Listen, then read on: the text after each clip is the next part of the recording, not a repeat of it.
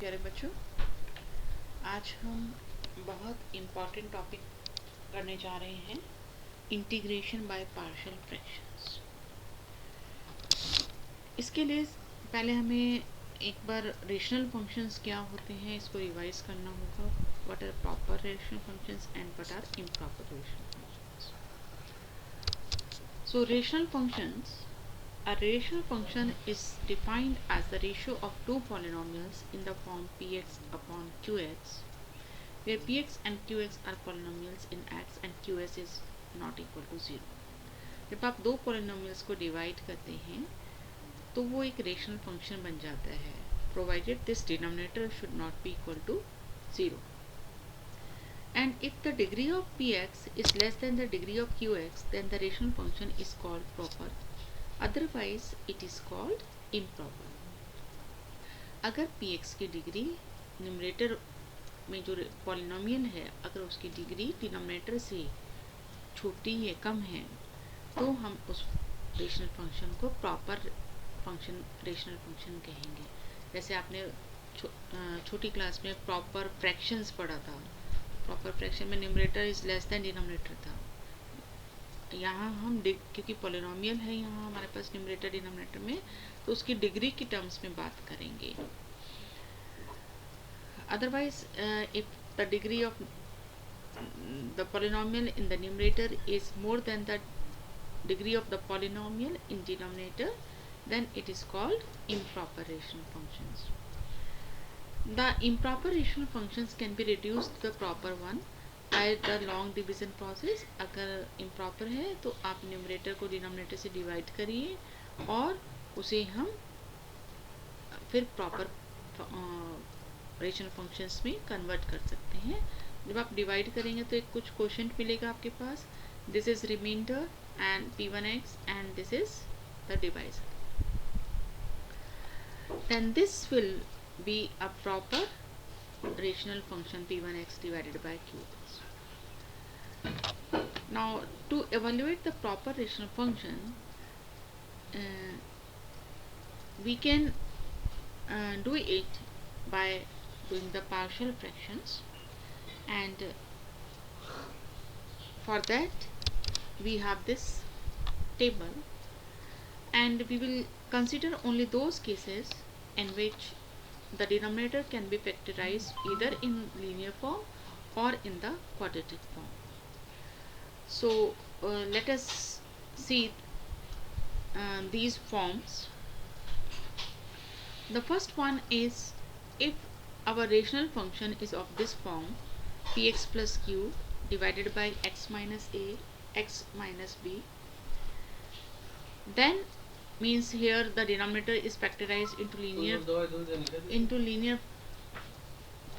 polynomials, and numerator is also a linear polynomial.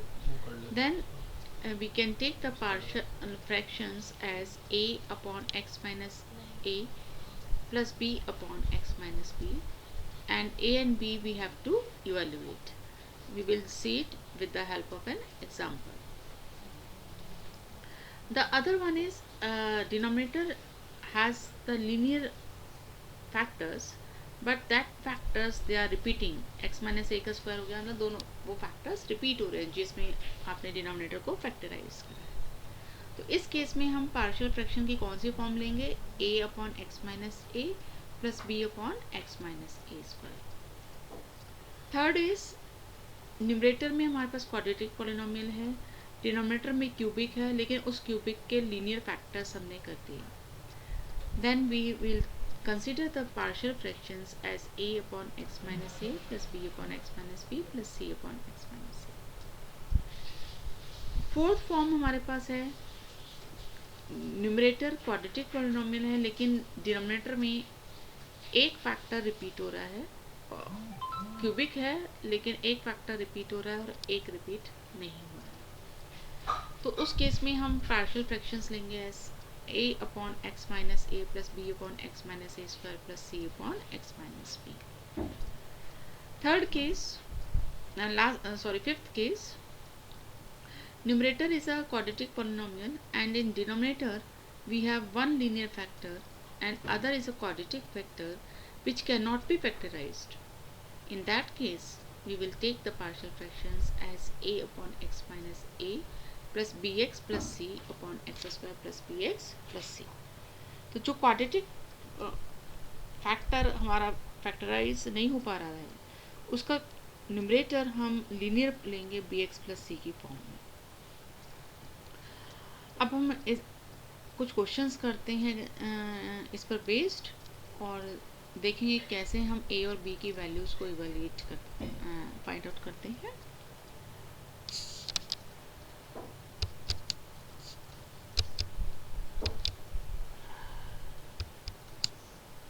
This is the first question. Integrate these functions. The first one, x upon x plus 1 x plus 2, it is of the form px plus q upon x plus a x plus b. So we will take the partial fractions as a upon x plus 1 plus b upon x plus 2. So when you take the LCM, then it becomes on the right hand side a into x plus 2 plus b into x plus 1 divided by x plus 1 x plus 2. Denominator cancel हो जाएगा दोनों side का, तो आपके पास numerator आ गया x equal to a x plus 2 plus b x plus 1. अब आपने a और b की वैल्यू इवेल्युएट करनी है, तो हम क्या कर सकते हैं, आसान जो तरीका है उसमें पहले आप इस फैक्टर को जो लीनियर फैक्टर a के साथ यहाँ आ रहा है उसको इक्वल टू 0 रखिए. तो x क्या आएगा -2. तो एक बार हम x को -2 पुट करेंगे और एक बार हम x को यहाँ से अगर आप x प्लस 1 को 0 रखेंगे तो x -1 आएगा. तो एक बार आप x को -1 रखेंगे. तो जब हमने x को -1 रखा तो ये सेकेंड टर्म 0 हो गई और फर्स्ट टर्म हमारे पास आ गई a और लेफ्ट हैंड साइड में 1 आ गया. सो a इक्वल टू -1. इसके बाद हम x को -2 रखेंगे तो फर्स्ट टर्म 0 हो जाएगी और ये सेकेंड टर्म क्या बन जाएगी, -2 plus 1 is -1 b. So -2 equal to -b आ गया और b इक्वल टू 2 आ जाएगा यहाँ से.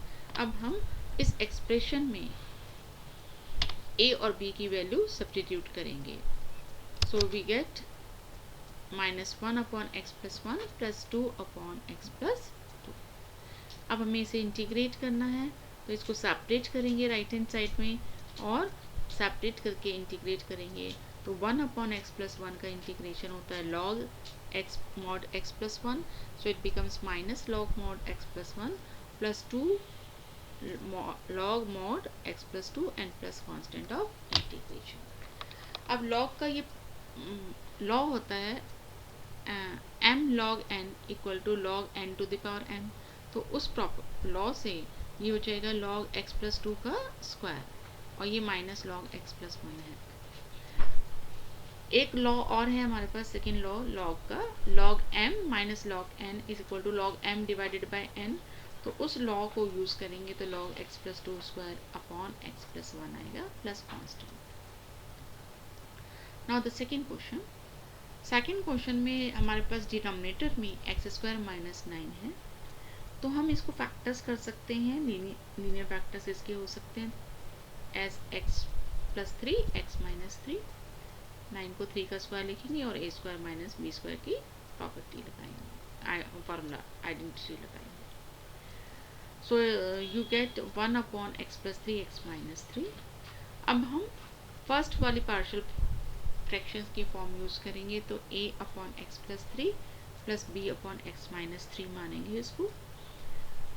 एलसीएम लेंगे, LCM x plus 3 x minus 3 आएगा और न्यूमरेटर में हो गया a into x minus 3 plus b into x plus 3.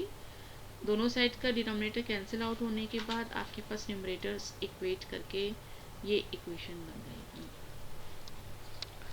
अब आप को a और b की वैल्यू फाइंड आउट करनी है तो हम एक बार x को -3 रखेंगे. देन यू विल गेट, आप देखिए यहाँ -3 रखें तो यहाँ सेकेंड टर्म 0 हो गई और ये हो गया 1 equal to -6a. So we get 1 equal to -6a. So a equal -1/6. Second time x को 3 रखेंगे तो फर्स्ट टर्म 0 हो गई और हमारे पास आ जाएगा 1 equal to 6b. So b equal 1/6. इस a और b को इवेल्युएट करने के लिए हम दूसरा मेथड भी अप्लाई कर सकते हैं, जहाँ पर आप इस इक्वेशन के x के कोफिशिएंट्स को और कांस्टेंट्स को इक्वेट करके a और b निकाल सकते हैं। तो अगर हम x का कोफिशिएंट इक्वेट करेंगे तो राइट हैंड साइड में x का कोफिशिएंट है a plus b, left side में 0 है ही नहीं x की टर्म, तो एक इक्वेशन बनेगी a प्लस बी इक्वल 0। और दूसरी इक्वेशन में कांस्टेंट्स को इक्वेट करेंगे तो -3a प्लस 3b इक्वल 1 आएगा। तो ऐसे हम कर सकते हैं a plus b 0 and -3a plus 3b equal 1। इन दोनों इक्वेशंस को लीनियर इक्वेशंस की तरह सॉल्व करके भी हम a और b फाइंड आउट कर सकते हैं, पर ये मेथड थोड़ा लेंथी हो जाता है, तो जनरली इस मेथड से करना ज़्यादा ईजी रहता है। अब हम इंटीग्रेंट में को रिप्लेस कर देंगे इस एक्सप्रेशन से -1/6 x plus 3 plus 1/6 x minus 3, क्योंकि ये अब हम सेपरेट करके इंटीग्रेट करेंगे तो you will get -1/6 1/x plus 3 का integration log mod x plus 3 plus 1/6 log mod x minus 3 plus c। 1/6 common आ गया, then log x minus 3 minus log 1x plus 3, तो log m minus log n होता है log m divided by n, so you we get 1/6 log mod x minus 3 divided by mod x plus 3 plus constant. Next question, we have 3x minus 1 divided by x minus 1, x minus 2, x minus 3. Again, here we have 3 linear factors, so we will use the first form because all the 3 are distinct factors.